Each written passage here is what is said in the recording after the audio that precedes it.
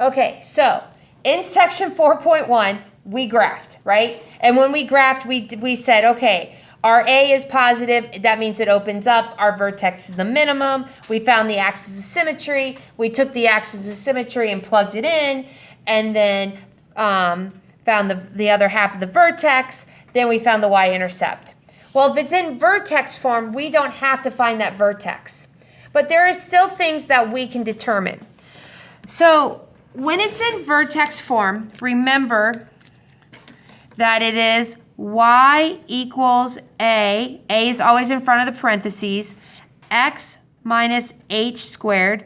H being the x coordinate of your vertex plus k. So we can still tell if it's going to open up or down, if it's going to be compressed or stretched. And you guys, compressed means it's going to get there, it's going to open wider. Stretched means it's going to be narrower. And then we can tell our vertex. So, what is A in this problem? Let's talk about that. What is A? Well, A is in front of the parenthesis. So, what number is in front of the parenthesis? 0. If there's no number, what is that number? 1. So remember, you guys, if there's A is always in front of that parenthesis. If there's no number, then it's automatically 1. Just like if it was y equals x squared plus 5x plus 7. If there's no number in front of x squared, it's 1. So what does that tell us? It tells us it can tell us our direction and our vertex, if our vertex is max or min. So A is positive 1. So what direction is our parabola going to open up? Up. What direction is it going to open? That should I ask. And what is it? Up. So the direction is up. And so I'm gonna ask you 2 questions about my vertex. The first question I'm going to ask you is the vertex max or min? Because we can tell that. You told me that A was positive, so my direction is up. That means my parabola opens up. So what does that tell me about my vertex? Yep, it's the min value. And then what is the vertex? Because in vertex form, we can decide the vertex. 3 -2. It is 3, -2. So 3 is H, -2 is K. You guys, when it's in the parentheses, it's always the opposite of what's inside the parentheses. So since it says x minus 3, it is going to be positive 3, and since this is -2, it's -2. And then I'm going to ask you one more question, and I'm going to ask you what my axis of symmetry is.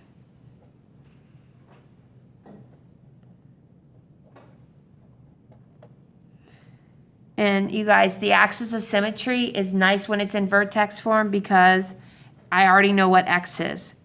What is x? It is 3. Because your axis of symmetry is always your x coordinate of your vertex. Okay, so let's graph those 2 things. We're going to graph the vertex, and then we're going to graph the axis of symmetry. Okay, so we're going to go over 3 down to -2. You told me that my direction is up. That means my axis of symmetry goes up. And you guys, the reason I have you graph that is because that cuts the parabola in half. So if you know one point on either side of the parabola, you can find a mirror image. So we actually need to find a point to graph. So let's pick, I had picked 6 earlier, and when I plugged it in, I came up with, it was a point off the graph. So let's pick 5. So basically, there's no magic to it. I just picked the number that was on the right side of the axis of symmetry. Again, all I did was pick a number. I had picked 6 earlier in first period, but it came out a little bit big, so I'm just going to pick 5. Now, I have to find out what my y is, and to find out what my y is, I'm just going to plug this 5 into the equation.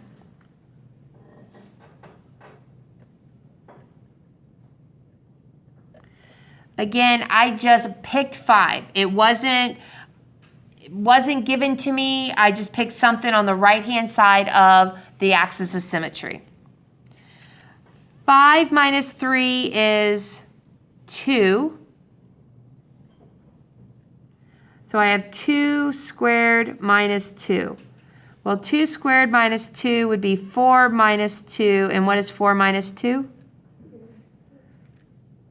So I'm going to go and graph 5, 2. So over to 5, up to 2. This number is 2 away from the axis of symmetry. 1, 2. That means I have a mirror point that's exactly 2 units away. 1, 2.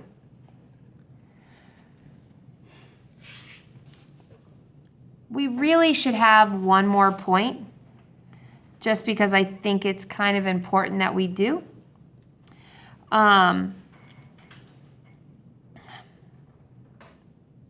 We probably should graph the y-intercept, but you can tell it's going to be kind of off. You should always have 5 points, so we have 1, 2, 3. We should probably have one more, and that would be our y-intercept. 0 minus 3 is negative 3. Negative 3 squared is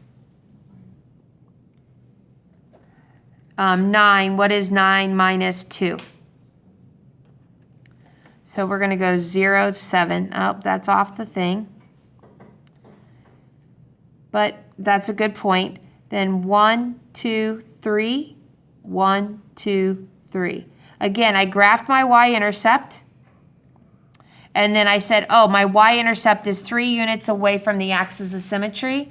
That means there's a mirror image 3 units away from the axis of symmetry. And now we know it opens up.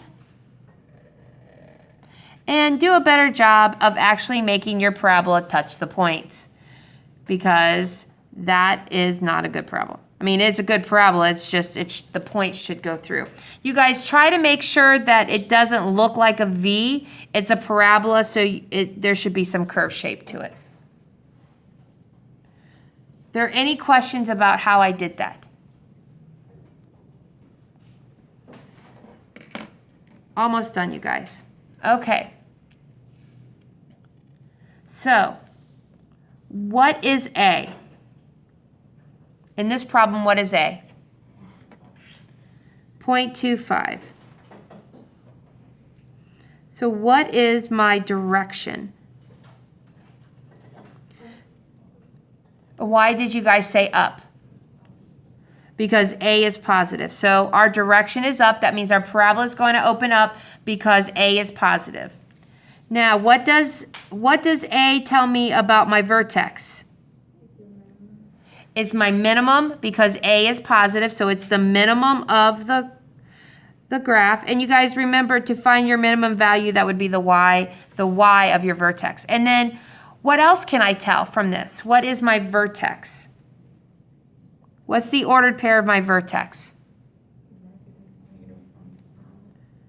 -1, because x plus 1, so you take the opposite of that and you get -1. There's no k, so what means nothing in math? 0. And then the last thing I just want to find that I always want to talk about is that axis of symmetry. Remember, if this was section 4.1, you would have to do all of the math to get to this. And remember also that the axis of symmetry is a line. So what does x equal? -1. So let's graph it. It's -1, 0, so I go over to -1. I don't go up or down, so I'm just going to put my point there. You said my direction is up. That means that my axis of symmetry is going to go up. And now, what do I have to do?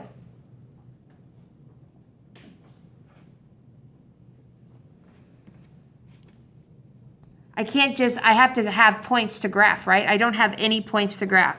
So I want to pick some points on the right-hand side of my parabola. Now, in first period, I just want you to know, in my head, I just did really quick. I said 6 plus 1 is 7. 7 squared is 49. Well, 49 divided by 4, it's okay, but it's off my graph, right? So then I plugged in 5. 5 plus 1 is 6.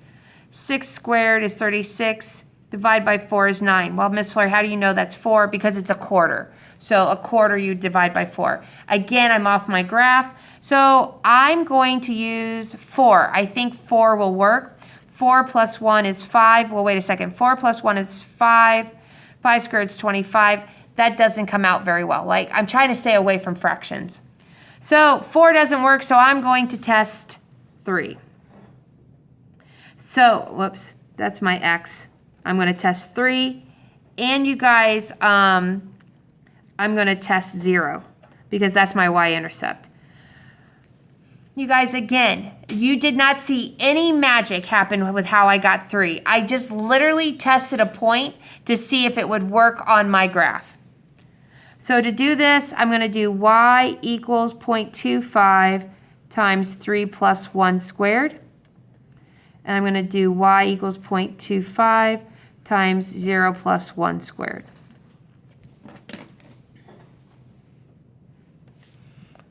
Okay, 3 plus 1 is 4. 4 squared is 16. So 3 plus 1 squared was 4. 4 squared is 16. 16 times 0.25 is 4. 0 plus 1 is 1. 1 squared is 1. This would be 0.25. Not perfect, but at least I have an idea. So I'm going to go graph 3, 4. 1, 2, 3, 4.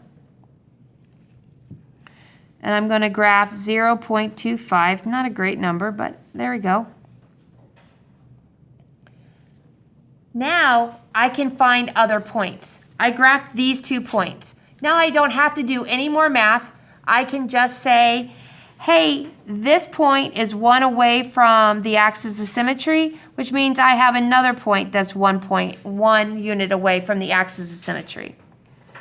This 3, 4 is 1, 2, 3, 4 units away from the axis of symmetry. I have a mirror image. 1, 2, 3, 4.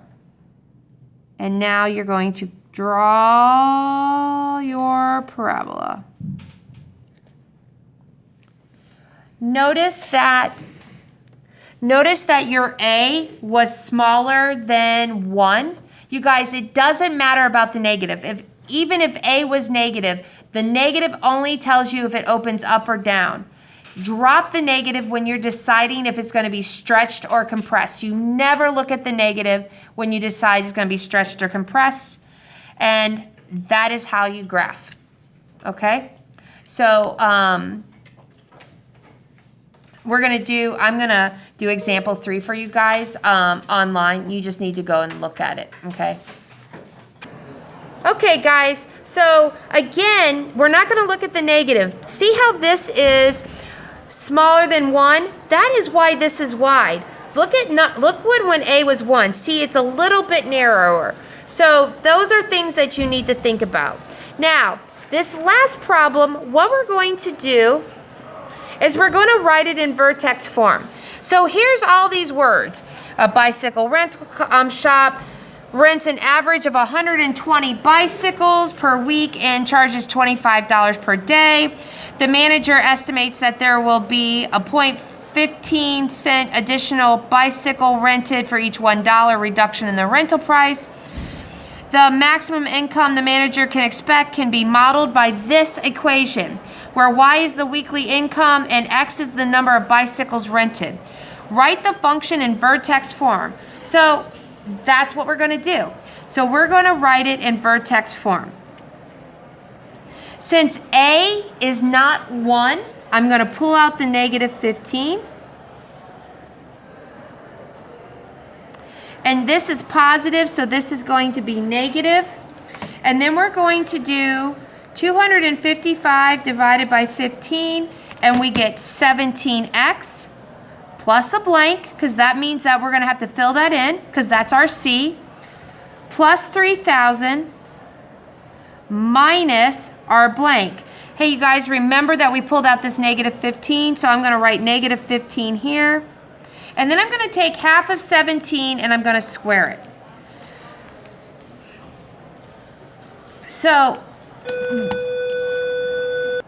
you guys, in this problem, since we're dealing with money, we're dealing with this, and we're not really, we could graph it, let's change it to decimals. So this is going to be 72.25, and then over here, this is going to be 72.25. You guys remember, we're dealing with big numbers, so it's going to be big. We're going to do y equals negative 15, x minus, because these two have to match. Well, you guys, 17, half of 17 is 8.5. We're going to put squared. And as you can see, you guys, I forgot to put square here. And then we're going to do 3,000 minus negative 15 times 72.5. So 3,000 minus negative 15 times 72.25 is positive 4,083.75. How would you graph this problem? Well, my vertex would be 8.5, comma 4,083.75. And what else do we know? We know, because A is negative, just like we've discussed, that the direction... Okay, we're almost done. We know that negative 15, that means our direction is down. So that means it's going to open down, and it's going to be pretty narrow because 15 is such a big number. Remember, when we talk about stretched or compressed, we don't look at the negative, we just look at the 15. And the 15 is a really large number, so our parabola is going to be really thin. It's going to be a really thin, open, down parabola. Okay, guys. I hope you have a great day. This is it. Please remember to work on 4.7 and submit it on Monday. Thank you.